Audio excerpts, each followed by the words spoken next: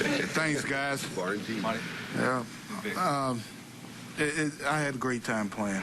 You know, being a part of the Raider organization, I didn't know how great it was because we were always talked about. Everybody talked about the Raiders. And, you know, I was a country kid from Knoxville, Tennessee. I'd come back home, you know, I'm a rock star. I couldn't believe it, you know. But, you know, everybody followed the Raiders.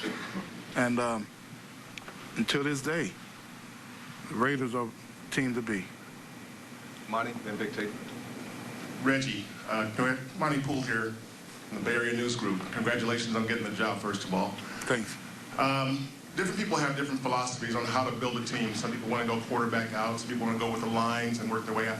What's your philosophy on actually building a team, and where do you start, and how do you want your team to look? Well, you know, without getting in too detailed, the bottom line, you want to make sure you got productive, good football players. And what that means is it's not totally talent. You know, I want some guys who love to play the game. It's going to play hard. It's going to play tough. And that's what I'm looking for. I'm looking for some guys who want to play and want to win, that will to compete. And you can find that in a guy easily, you know, because guys who don't really like football, they show up. They show up. But as far as building this team positionally, you know, just anytime I can add a player that's going to help this Raider team, he's going to be added. You know, I like big and strong. You know, always will.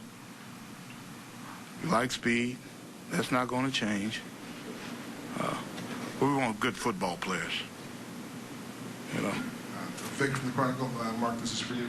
What was your reaction to Hue's comments after the season? He kind of blamed the players a little bit and said he wanted a stronger hand in the organization. Yeah, I don't think I want to comment on that. Fair enough. Take a few more questions. Kate? Mark, I know, much like your father, you're very involved with the team and interact with the players.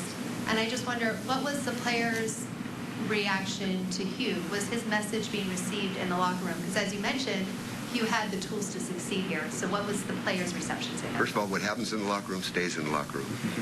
And so I'll leave it at that.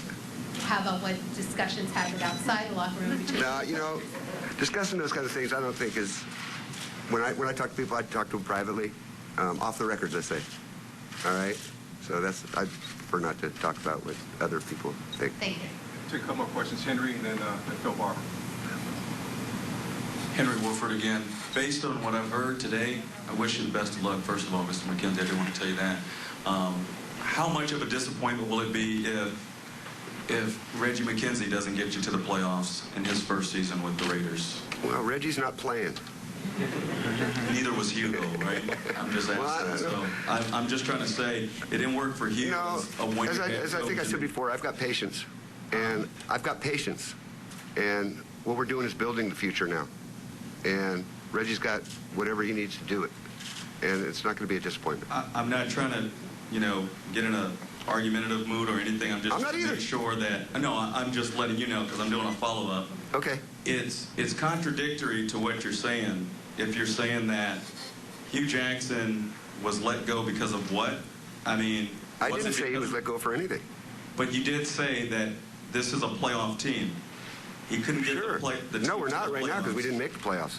Right. But, so I'm asking you, if the roster is set the way it is right now, and you guys are talking about upgrading, if you don't get to the playoffs next year, why is the next coach job not on the line the way Hue Jackson's job was on the line this year? You want to ask me that after the season? Well, I think I don't think the question makes much sense here. It doesn't make much sense? Not to me. Well, what I'm trying to find out then, can anyone pinpoint why Hue Jackson was let go, and then my next question will make more sense. Can anybody pinpoint why? Hue Jackson was let go.